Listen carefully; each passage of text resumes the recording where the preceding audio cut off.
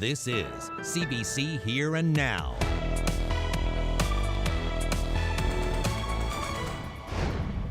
No criminal charges for senior RNC officers, but a call for action. It is time to change course and to rebuild trust. The RNC has to show leadership here. Mud Lake lawsuit. Residents affected by flooding look to launch a class action lawsuit against Nalcor. You look up there and there was 8 and 9 tractor trailers out there at a time, all taking full loads and going. Not this year. Ice brings Twillingate's fishing industry to near standstill. And in the weather department, we are looking at a good chance of some scattered showers, even some thunderstorms in the mix tonight and in through the day tomorrow. But we're hanging on to the mild temperatures right into Saturday. The details are coming up. Senior officers with the Royal Newfoundland Constabulary have been cleared. Yes, an independent probe has found no grounds to charge them with obstruction of justice. CBC Investigates first brought you this story last year.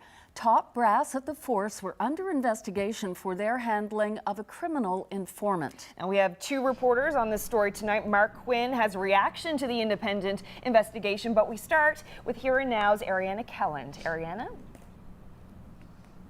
Well, the investigation was conducted by the Serious Incident Response Team out of Halifax, and the goal was to determine if 3 senior RNC officers obstructed justice.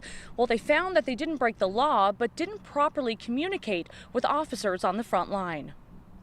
The probe centered on 2 unnamed senior officers and began after allegations were made in November 2015 that those cops were obstructing justice. It was alleged that those senior officers told frontline officers to not investigate, apprehend, or charge an individual whom they saw committing criminal offenses. More specifically, serious property offenses. It all happened while that individual was under surveillance.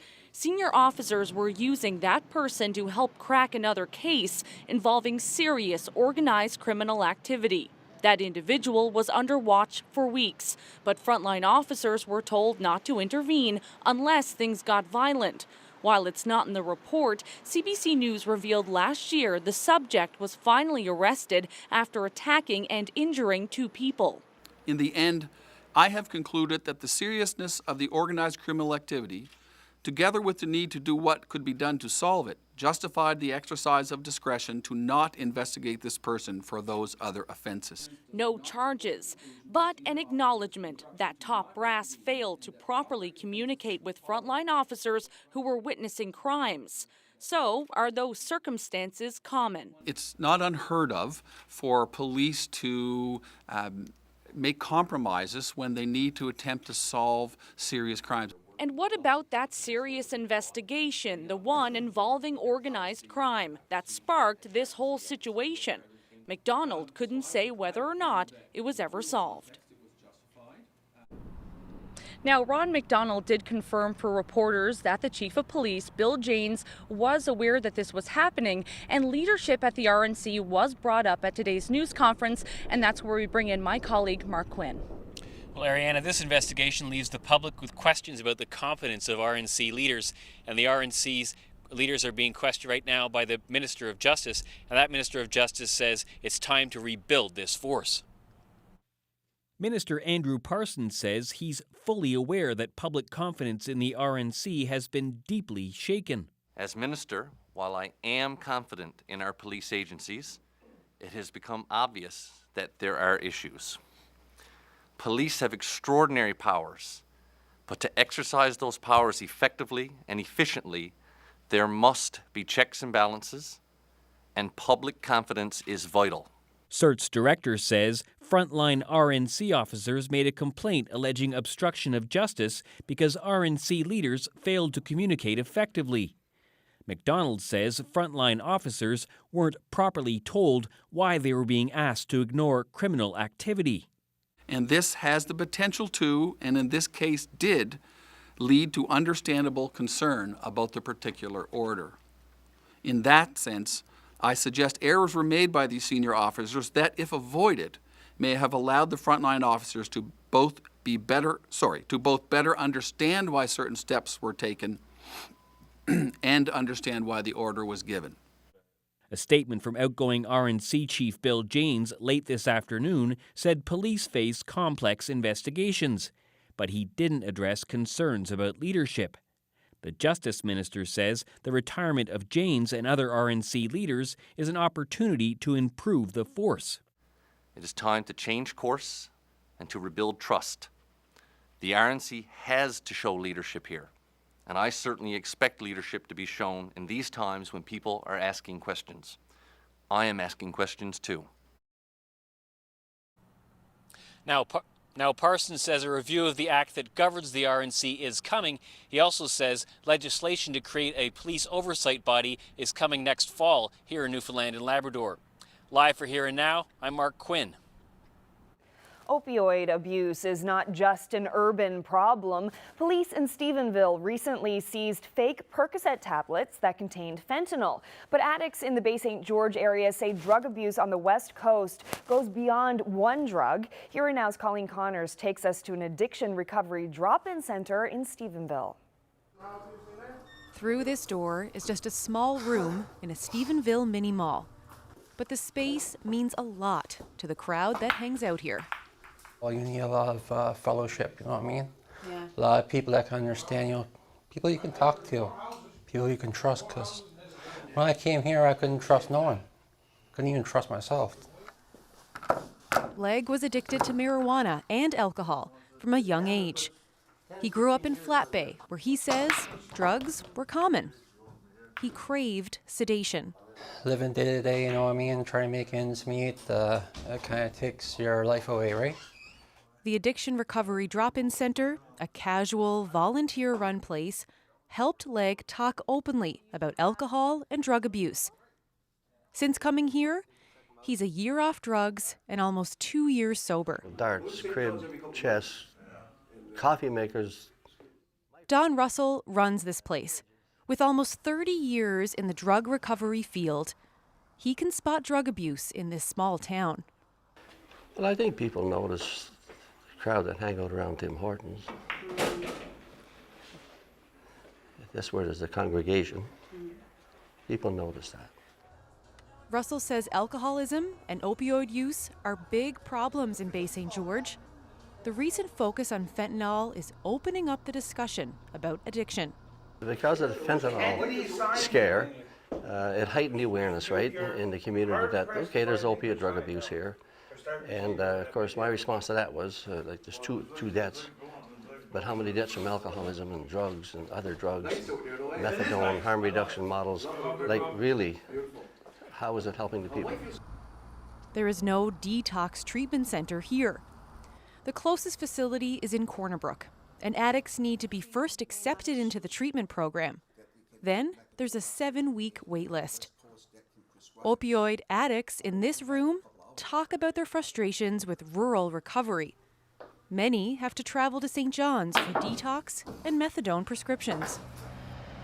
Whether you're in a large city or a place like here, the drug is the same, and so is the addiction. Russell says what this place needs is a recovery center, but he'll keep offering his stop-in shop as long as people keep coming. Colleen Connors, CBC News, Stephenville. Now, Colleen's story is highlighting a concern for many people outside of St. John's. In 20 minutes, we'll hear from a man who's been off alcohol and drugs for more than a year. He'll explain what it's like to try to get help for an addiction in a rural area. Here and Now has learned that there was a death at the Federal Corrections Facility in Pleasantville in St. John's back in March. But Corrections Canada won't say how the man died. Here and Now's Glenn Payette has the story. The building behind me is basically a halfway house for parolees who have come out of federal prisons and returned to the province. I received a tip that someone died here recently. Correctional Services Canada has confirmed there was a death on March 18th. Well, this facility is for men only. I was also told the cause of death might have been a fentanyl overdose. Because of the Privacy Act, Corrections Canada won't say how he died. But in response to questions from the CBC, Shelley Lawrence from Correctional Services wrote, "Having become aware of the risks posed by fentanyl, we began providing background information to staff about this synthetic drug in 2012. Lawrence continues, including information about potency, introduction methods, and risk mitigation. So far in the province, there have been 21 suspected overdoses from fentanyl and 1 confirmed death. We don't know if this is that one death. Lawrence also says drug abuse is a global phenomenon and correctional environments are not immune to this. She says the federal penal system has 6 substance abuse programs for offenders. Some are just for Indigenous groups. Glenn Payette, CBC News, St. John's. Well, there's a shocking story unfolding in Ontario tonight. A former nurse admits she murdered 8 elderly people who were in her care. An agreed statement of facts was read in court today in Woodstock, Ontario. Elizabeth Wetlaufer admitted fatally injecting patients with insulin. The court heard Wetlaufer was often angry about her job or life and felt relieved after killing a patient. She also admitted guilt in 4 cases of attempted murder and 2 aggravated assaults. First-degree murder carries an automatic life sentence with no chance of parole for 25 years. If she serves each sentence consecutively, Wetlaufer will likely spend the rest of her life behind bars. Well, as you can imagine, the details of this story are upsetting for a lot of people tonight, especially the families of the people she killed. We'll have more on that in about 30 minutes. Hello. What's up, Mr. Kirby? Well, there are good spirits all around now that more families in the province will get help with childcare expenses. Government announced the $2 million program in this year's provincial budget. Starting today, a family with an annual income of $32,000 or less will qualify for a full or partial subsidy. That compares with the previous threshold of $27,500, which has been unchanged in the last decade. I've always likened childcare, if you will, to a 3-legged stool, having quality being one leg, access to spaces without the problems of waiting lists being another one, and affordability being the other. We've done, and the previous administration did a reasonably good job, I think, of building spaces, so building access, if you will, but we're trying to do catch up now in other areas like affordability. There will soon be more life-saving machines in arenas and other public buildings in the province. The province announced today it's giving the Heart and Stroke Foundation $100,000 to buy more defibrillators, or AED machines as they're known. There are already 170 in community centers, hockey rinks, and arts and culture centers as part of the Restart a Life program. The machine is a portable device that uses electrical shock to restart or return someone's heart to a normal rhythm.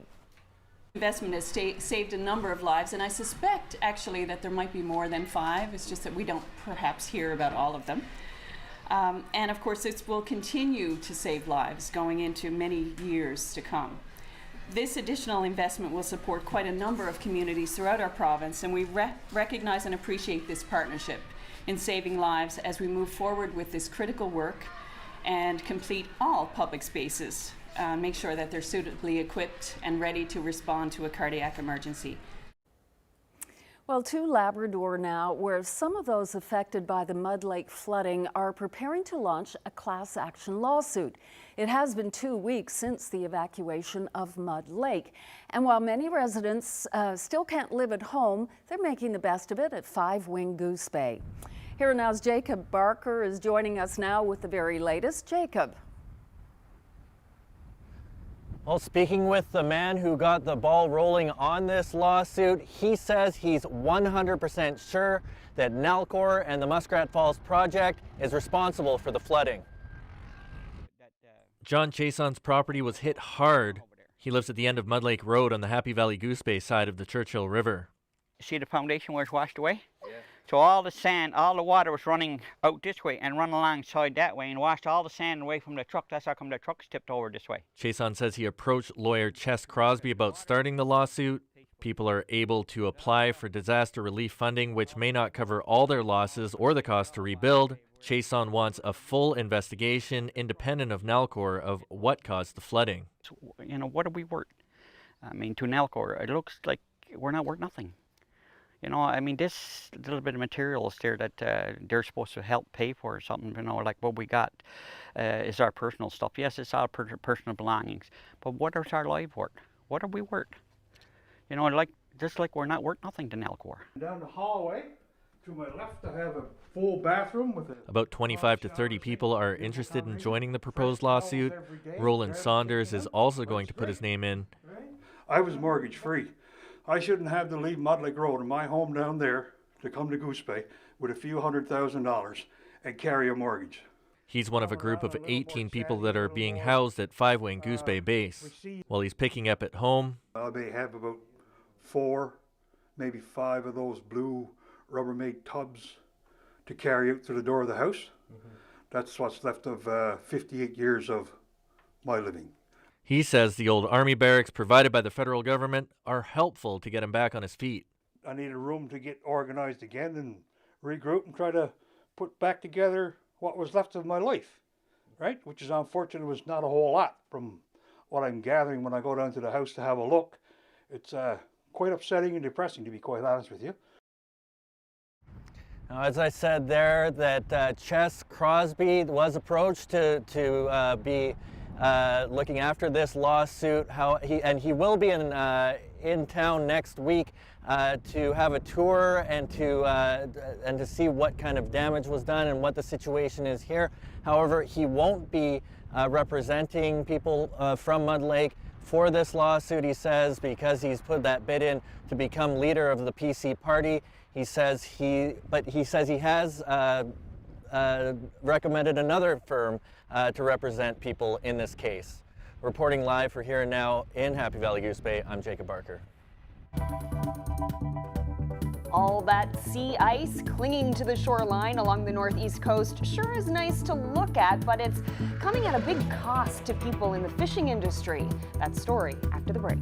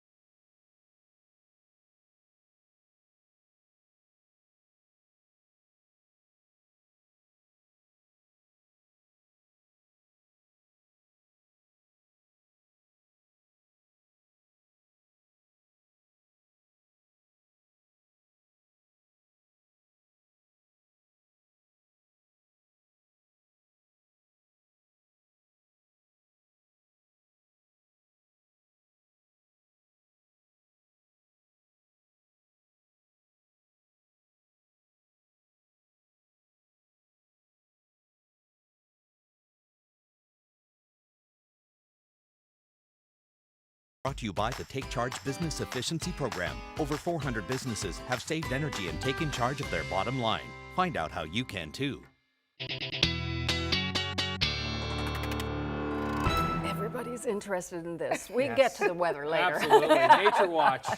This is the Osprey live cam that Newfoundland Power set up. We were telling you about this the other look, day. there are It's the set up eggs. near its substation in the Virginia Waters area. There they are, Oh, live. yes, this Mama Osprey is sitting on and nurturing 3 eggs. You can see there now, and every now and then Dad flies in and out to check on things. And you can check out the Osprey Nest Cam by going to newfoundlandpower.com and looking around their website. If all goes well, they should hatch in the next few weeks. And you can see that stick there that Dad just brought in to help secure the nest a little more. Yeah. You Some can redecorating. Yeah, absolutely. Yeah, I was hearing one of the Newfoundland Power spokespeople saying that they have knocked out power, by dropping those big sticks. Yeah. So this is a way of helping to prevent that from happening. Looks like Dad has a tag on his left foot there too. Yes, So it he's does. obviously been captured once before and monitored, which is great, of course, to keep track on these fantastic birds. Okay, Nature Watch continues. We will keep you posted on that, and while we do, we'll show you the adorable factor will rise significantly as we look at this. They look pretty young. Yeah, and it is, of course, 'tis the season. It is spring. And we were talking about the fact that moose sightings are way up right now. It seems every time you're listening to the morning shows across the province, we're talking about moose sightings. These calves were spotted in Mobile, thank you. I do that every time. I'm not sure why. It's like a twitch. Mary Dillon, thank you very much. And of course, I've hiked down there too. I really should know that. And there's another Gangly second legs. pick. Yeah. Sweet. Thanks, Mary. Okay, and no second I in Dillon, so I apologize for misspelling your last name there, Mary. So 2 big mistakes by me. I'm off to a really good start here in the weather segment. Now, we do want to get to this. The coldest May, well, the 5th coldest May on record in St. John's. Top 5, yeah, I know folks say, isn't it the bottom 5? Well, if we're ranking warmest or coldest temps on record, that this May does rank in the top 5 coldest at St. John's. YYT records go back to 1942, and you can see the average daily high was just 8 degrees. The average high this month was just 3.9. Across the province, here's some of the stats. These are the average temperatures for St. John's, Gander, Deer Lake, Stephenville. So generally we were in that 4 to 6 to 7 degree range for average temperatures. And you can see where on the right side of the screen here, 57 millimeters below average in St. John's this month was the precipitation. So very, very dry. Also well below average in the Stephenville region, 16 centimeters above average in Happy Valley Goose Bay. If you want to have another look at this, Rodney Barney has posted a version of this over on my blog, cbc.ca/Ryan Snoddon. Highs today, yes, we started June a little bit nicer than what May was giving us here in the east and northeast. 14 for a high, 16 in Gander, 17 in through Churchill Falls, and 16 in Labrador City as well. Area of high pressure off to our south and east. Our next low is moving in, and what this is bringing us is just a lot of unsettled weather. There's scattered showers in the mix with this low. We are going to hang on to the mild air with a bit of a southerly flow for tonight in through tomorrow. Radar shows some pretty steady showers just building up through the Burin Peninsula, just edging onto the southern Avalon, and those will roll through tonight. Some periods of steady rain and even a rumble of thunder not out of the question. Labrador very unsettled as well. Lots of convection around this low, and so lots of scattered showers. Risk of a thunderstorm in Lab West as well. You'll note tomorrow as we move into the morning hours, widespread showers across the menu. That risk of thunderstorms for the Burin and the Avalon, and in Labrador West as well. Into tomorrow afternoon, though, the heaviest precip works to the north of the island. We will see showers continuing southeastern Labrador across to the northern peninsula and Lab West. That'll be the best chance of seeing showers right through the day tomorrow. But I do think you can see here the model picking up on this nicely. Sun breaks tomorrow, 17 degrees in St. John's, 8 in onshore winds along the Placentia Bay region. Again, risk of thunder boomers in the morning. Central Newfoundland, again, showers best chance in the morning, some sun breaks into the afternoon. Temperatures ranging around 15 degrees, but cooler in onshore winds as winds become a little bit lighter into the afternoon. 18 degrees in Stephenville tomorrow, a bit of a northeast wind setup, so cooler actually in the Humber Valley than it will be Stephenville down towards the Corduroy Valley. Northeast winds tomorrow ranging from 9 in the Strait to 8 in onshore winds to as warm as 12 degrees through St. Anthony. Just 3 degrees along that north coast of Labrador tomorrow thanks to that northerly wind. 13 in Labrador City with a chance of some thunderstorms, some sun breaks in Happy Valley Goose Bay. That is your forecast. Your weekend details are coming up. Debbie? Thanks, Ryan. Well, fishermen in Twillingate are still being tormented by ice. Summer is right around the corner, but the harbor, well, it is weeks away from clearing up. That means catches are being taken to other communities to be unloaded. As the CBC's Garrett Barry reports tonight, Twillingate is feeling the pinch. On a fine spring day, this place should be bustling. These boats should be gone. But today, everything around here is almost quiet. Sea ice is to blame. A harbor blocked. These boats are stuck. Nothing is being landed here. This time last year, where all your boats was coming and going, you look up there and there was 8 and 9 tractor trailers out there at a time, all taking full loads and going. That stuff has just disappeared. Some boats have left but haven't dared come back. The town is missing that traffic. The mayor says sales are down at stores and worse, no word on the shrimp plant opening. It looks almost lifeless. Third is now June, but tomorrow, and nothing happening. I mean, no site, like I said, no engineers, nobody telling anything. The bay's full of ice, strip cuts, so it's all negative, right? Altogether, almost 200 people are out of work. Town council might start to consider make work projects, but John Hines isn't interested in that. Don't people take these projects are something big, because it's not. And there's nobody around here wants it. I mean, not plant workers, not laborers, nobody. As for when or if this plant will open, Hines says he doesn't know. Notre Dame Seafoods did not respond to requests from CBC News. It's those northerly winds which are responsible for this mess, and with the right conditions, it could clear up in 2 or 3 weeks. People around here hope that will bring some life back to the harbor and back to the local economy. Garrett Barry, CBC News, Twillingate.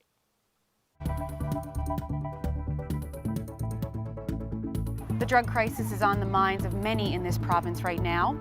But what if you're an addict seeking help in a rural area, like Stephenville? I'm Colleen Connors, and I'll bring you that story. That's coming up on Here and Now.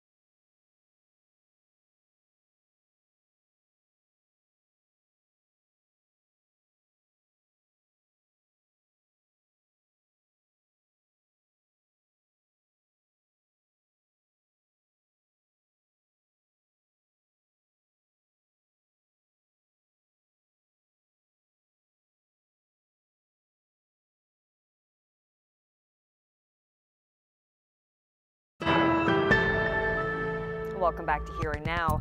Returning back to our top story, while an independent investigation into senior RNC officers has found no grounds for criminal charges, Justice Minister Andrew Parsons made it clear today he expects change from within the Royal Newfoundland Constabulary. Here's some of what he had to say at today's press conference.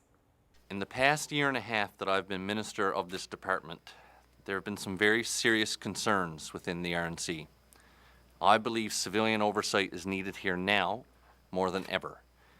As minister, while I am confident in our police agencies, it has become obvious that there are issues. Police have extraordinary powers, but to exercise those powers effectively and efficiently, there must be checks and balances, and public confidence is vital. I read the news, I talk to people outside, I hear from people all the time. I am aware of the concerns that are being expressed by the public. However, I do have confidence in the more than 400 women and men who work to protect our public every day as RNC officers. It is time to change course and to rebuild trust. The RNC has to show leadership here, and I certainly expect leadership to be shown in these times when people are asking questions. I am asking questions too. The issues addressed in this report are about leadership and communication. We have an opportunity now for new leadership, and that is what we are in the process of doing. We look forward to working with the new Chief of Police, who we hope to have in place very soon. I can't go back and change what happened before I got here, but moving forward, I can take concrete action to help strengthen the RNC. New leadership, review of the RNC Act and other policies, and an independent civilian oversight team. I will work with the RNC as we move forward, and I will always keep in mind the best interests of Newfoundlanders and Labradorians. Back now to one of our earlier stories. As Colleen Connors reported, the scourge of drug and alcohol addiction is every bit as real in rural Newfoundland as it is in urban centres. George Leggett says he became an addict at a young age growing up in Flat Bay, but he is turning his life around with support from Stephenville's Addiction Drop-In Centre. Well, right now I'm doing pretty good, you know. I mean, I'm almost a year sober now off of drugs, and like I said, I'm almost 2 years sober now off of alcohol. So the only thing is, like I said, it keeps me on the right track. It keeps me in the right direction. And I also go to outpatient too, you know what I mean, to get help there too, talking to counselors and whatnot. So that keeps me on the road to success, right? What's it like to face addictions in a place like living in Stephenville? What is it like to do it here? A place like Stephenville is pretty tough because when you're addicted, you feel alone. Because like I said, after years of addiction, like I said, you push away so many people in your life and people just don't want you around anymore because you're just a negative impact on them, you know what I mean? And you're a negative impact on society, so, you know, you're kind of pushed out of the way. And you gotta kind of deal with your own problems, you know what I mean? But like I said, this place here is perfect, you know what I mean? It's ideal for anybody that wants to get help because like I said, for me, I came here and I never stopped coming back. Oh, they really helped me out. Like I said, there's a lot of questions I couldn't answer myself, like a lot of the negative emotions, everything, you know what I mean, I was going through, you know what I mean, right from the time I was a child, you know what I mean, things I lived with, I didn't know how to deal with, a lot of anxiety and stuff. And what about this counsellor at the hospital? How often do you do that? Oh, well, actually, I go there every 3 weeks now. I started off once a week, and after once a week, I went 2 weeks, every 2 weeks, then every 3 weeks. And does your health care pay for that? Actually, it's through Western Health, so it's already covered anyway, right? Yeah. Excellent. So you think you'll be able to live a healthy life here in Stephenville? Like, you think you have enough support here? Oh, guaranteed there's enough support here, yeah. And like I said, it's here for anybody, you know what I mean, if you want to take advantage of it, right? Yeah. And like I said, it's not something that you're going to walk into and walk back out in one day. It's just got to kind of dive in head first and take it. Now, George Leggett revealed that self-medicating with alcohol and drugs, a variety of drugs, was his only way of coping. It was a compulsion the classic definition of an addiction.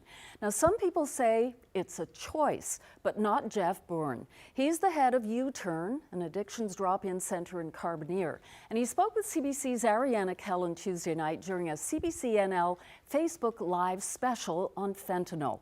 Here's some of what he had to say. When I was about 6 or 7 years old, I bought a pack of hard candy, which was alcohol into them. When that broke, it burned me throat, upset my stomach, tasted awful, but what did Jeff do? I put another one in my mouth. Do you know why? Because from here to the top of my ears got right warm and fuzzy. And that's the feeling that I chased. And everything that I put in my body today that's mind-altering, from caffeine to, I tell people I'm addicted to everything from marshmallows to dynamite. Everything in between I can't do in moderation. So for me, it's when people talk about this choice thing, it just irks me, right? So it must be frustrating for you when you read some of these comments. Like, there's times in my life that I swore on my wife's life, I swore on my children's life that I'm going up to Johnny's up the road to look at Glenn to get SADs. I swear on your life I'll be back in 45 minutes. I meant it. Got up there, a guy gave me one beer. 3 days later, I woke up in the merge, and then I was up on the floor for 3 days under watch. The chemicals that was in my system, the doctor said there's enough alcohol, you should be dead. And then he named a list of other drugs that I can't even remember doing half of it. So for me, when I left the house, I had all these promises made to my family that I'd be back. But once I put something in my system, I was gone to races.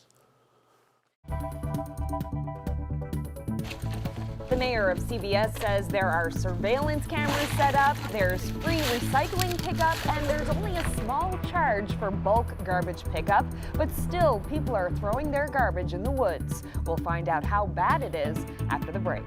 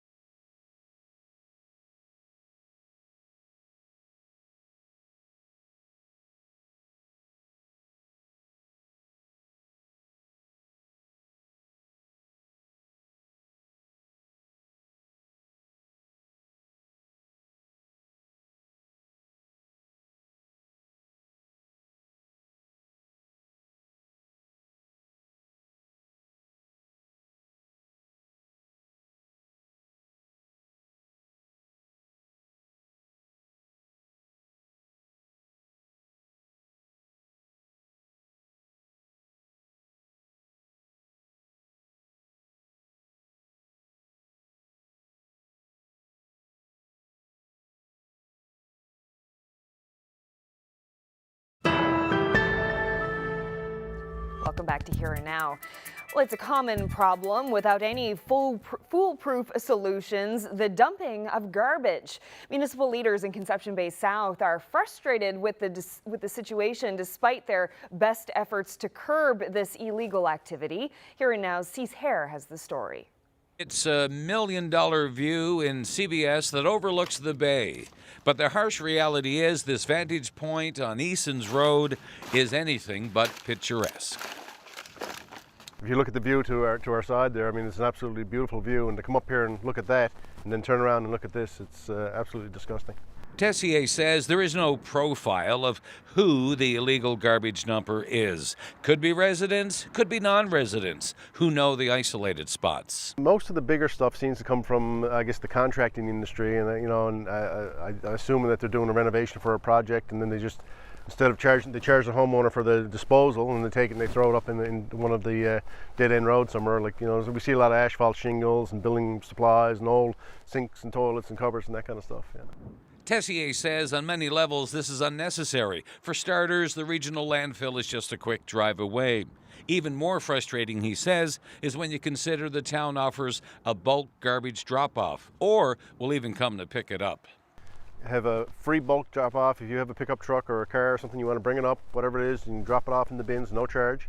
We also have a door-to-door service where you can pay $25 and put all your stuff out to the curb, and our public works crew will come down, pick it all up, and if you're over the age of 60, it's free. 6 years ago, the town went so far as to bring in hidden cameras. And despite convictions and ongoing investigations, the garbage in some areas continues to pile up. Cease here, CBC News, St. John's. And now to this national story. She killed them, she says, because they were annoying, stubborn, or a handful. Elizabeth Wetlaufer's chilling admission, her taped confession, was heard in a court in Woodstock, Ontario today. This after she pleaded guilty to 14 counts of murder and attempted murder of senior citizens living in nursing homes where she worked. But that's not all. Wetlaufer also described exactly how she killed her victims and her feelings as she was about to end their lives. John Lancaster reports. Her job was to care for the elderly and comfort the ill, but Beth Wetlaufer is now one of Canada's worst serial killers. Today, the 49-year-old former nurse admitted she injected 8 of her elderly patients with lethal doses of insulin and harmed 6 more.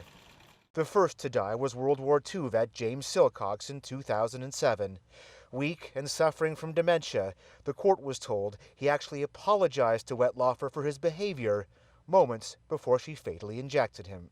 To hear that my father had last words of apologies, To the nurse. To the nurse. And that was just an absolute, I was devastated. Laura Jackson was also in court today and listened as prosecutors described how her friend Mo Granat was also murdered. I thought I was able to handle hearing, and I couldn't. It overwhelmed me. There's a lot of tears, a lot of shock. Wetlaufer told police she felt a red surge, sometimes even laughter inside, as she decided who and when the elderly in her care would die. Many were weak, sometimes irritable and scared. 11 of the 14 victims were residents of Crescent Care in Woodstock. The murders began in 2007 and ended in 2014. Wetlaufer tried to kill others as recently as last summer. Wetlaufer now faces an automatic life sentence with no chance of parole for 25 years. The judge will formally sentence her later this month. John Lancaster, CBC News, Woodstock, Ontario. The weather update is brought to you by Belltone Hearing Service St. John's, helping the world hear better.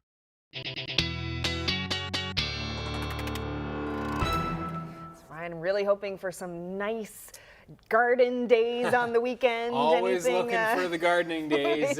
You know what? Saturday is not looking like a bad day. We will see some showers, but as I mentioned off the top of the show, it's been very dry here in the east. We had less than 50% of what we normally see in the month of May in terms of precip. Seems surprising given how dreary it was. Because it was all that heavy mist. It was drizzle, not a lot of actual beneficial accumulation of that rain. And so we could use a few showers, which will be in the mix over the next couple of days. Okay. Yeah, that's right. The look that Debbie and Carolyn just gave me. You're really trying to sell us on that, aren't you? I'm a glass half full for sure. You know, that's a necessary requirement as we march through the month of June, I think. 22 in Halifax, that was the high today, as well as Greenwood, Nova Scotia. 14 in St. John's, Gander at 16, Happy Valley Goose Bay at 18. So much of Atlantic Canada, you can see obviously the warmest temps were to the south, but most of us in that seasonal range today. Here is the low that's going to be directing traffic over the next couple of days. A blocking high setting up over Greenland once again, and so this low won't be moving from west to east very quickly at all. In fact, it'll really take its time. So by the time we get to Friday afternoon, sink south down towards New Brunswick. The scattered shower risk, mainly over southern Labrador, southeast Labrador, the northern peninsula. That shower risk, as I mentioned earlier, will lift north of most of Newfoundland tomorrow. That will allow the opportunity for some sun breaks tomorrow. And the winds, southeast to southwest across eastern parts of Newfoundland as temperatures will rise to 17 from St. John's to Clarenville. A little bit cooler as I don't think we'll see quite as much sunshine for central, but the northeast downsloping winds off the Long Range Mountains should help temps to the 17-18 degree range from Corner Brook to Stephenville tomorrow. And we are looking at that northeast-east flow coming in off the Labrador Sea. That'll keep temps into the single digits there. 13 to 14 degrees though for inland areas with a again, opportunity for some sun breaks from Happy Valley Goose Bay back towards Labrador City. Now, note the low is actually working southward into Saturday. We'll continue to see a scattered risk of some showers, but once again, I think a pretty good chance of sun breaks from the Avalon up into central parts of Newfoundland. Not so much for the west coast, not ruling it out, but I don't think the opportunity is quite as great there. So either way, scattered showers on the menu for most, but the best chance of showers will be for western Newfoundland back towards Happy Valley Goose Bay and eastern parts of Labrador. Some sun breaks in western Labrador as well, and you can note those temperatures that will remain mild. Now for Sunday, again, the low placement will be key here, but it appears the low will move off to the east of the island. That will allow the northerly winds to start wrapping in on the other side of this low. And you can see where those little arrows coming in there as representative of the winds will be coming in from the northeast. Not great news for temperatures, and so we're back into the single digits for most of us with a pretty good chance of seeing some scattered showers and drizzle. And it does appear that onshore wind will set up into Monday, Tuesday, Wednesday of next week. Hopefully not much longer than that. Forecast models are at odds with that midweek setup, so we'll keep you posted on that. Into Labrador, you can see where we're riding the double-digit mark in the west. A little bit cooler in the east through the weekend, but recovering into next week. Time to meet our young athlete of today, and this is 12-year-old Emily Regular from Flat Rock. Emily practices martial arts and has achieved many provincial as well as Atlantic medals. She is also the youngest person to bring home a gold medal from the Karate Nationals. Emily will continue to compete nationally and has been invited to participate this summer at the Pan American Junior Championships in Argentina, representing Canada. Good luck, Emily. Congrats on being chosen as today's Young Athlete of the Day. Take a look at this. These are tent caterpillars, hundreds of thousands of them covering a house in Saskatchewan. The province is in a boom period for tent caterpillars. This homeowner says she's tried everything to get rid of them, but they just keep coming back. But her biggest problem isn't so much the crawlers themselves, it's actually cleaning up the smelly mess they leave behind. Yuck. Yuck is right.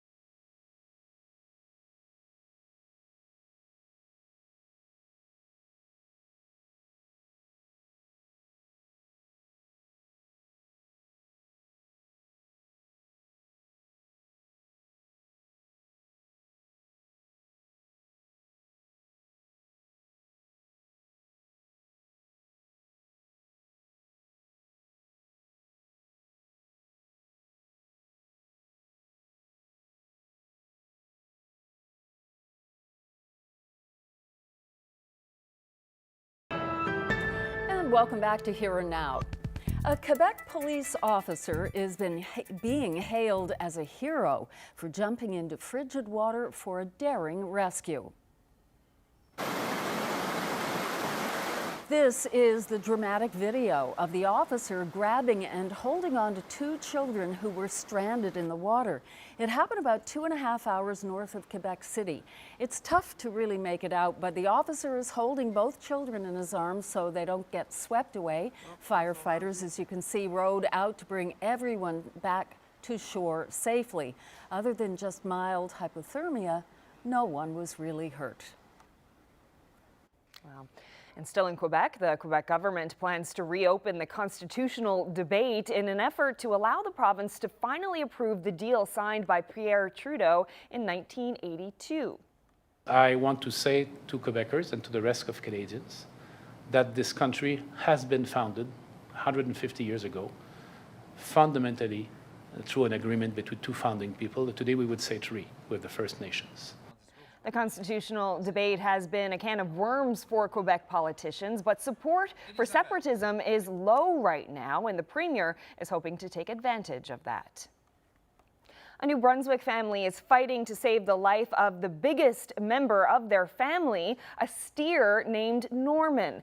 But a bacterial infection is threatening to cut his happy life short. Shane Fowler tells us how people from all over are helping out.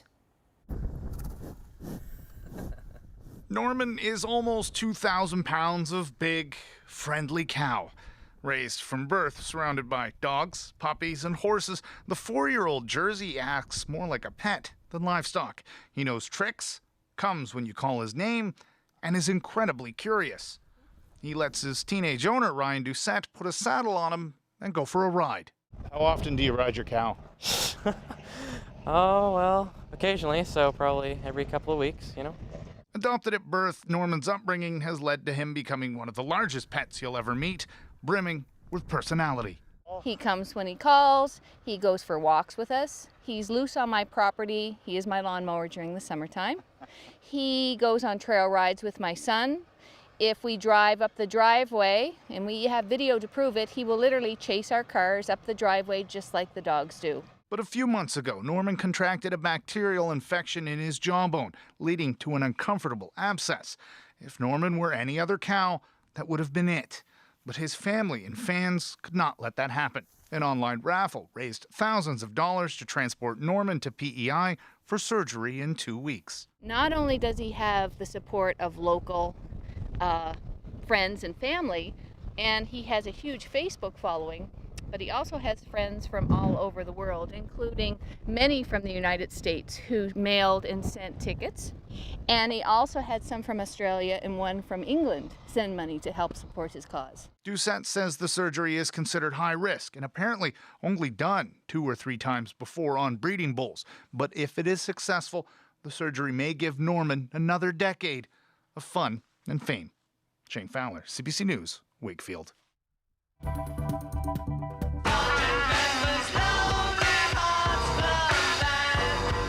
Well, if you love the Beatles, then you know the importance of a certain record they made in 1967. That would be Sgt. Pepper. Came out 50 years ago today.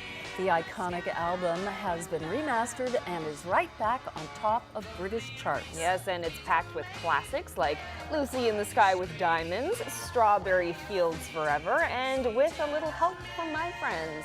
It's been called the most influential rock album of all time.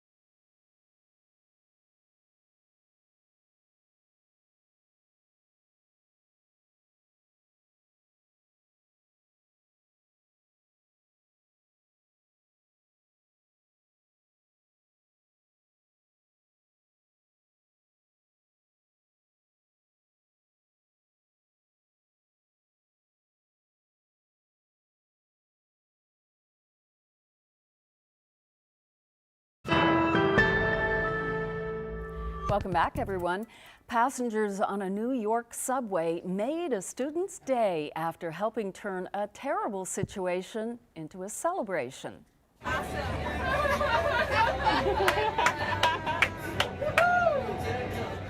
People on the train threw an impromptu graduation ceremony for the student who missed his official grad after being stuck on the train for 2 hours because of a brake malfunction.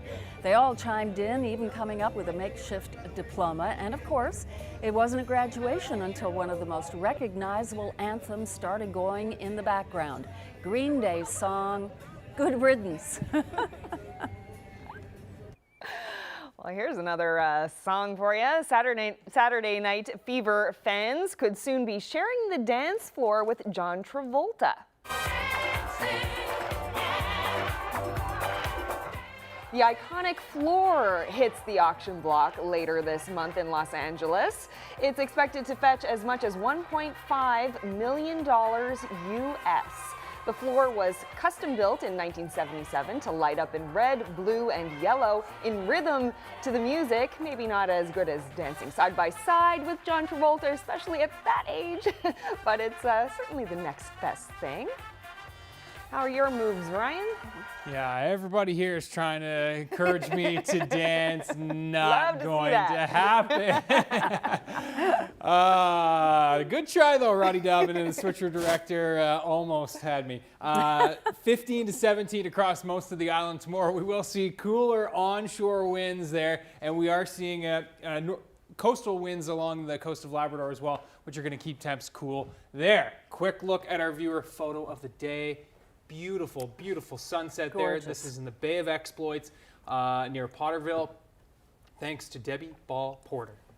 And that's in Porterville, and thanks so much, Debbie, for that. Beautiful way to leave you tonight, everyone, and we'll see you back here tomorrow. Good night, everyone. Good night.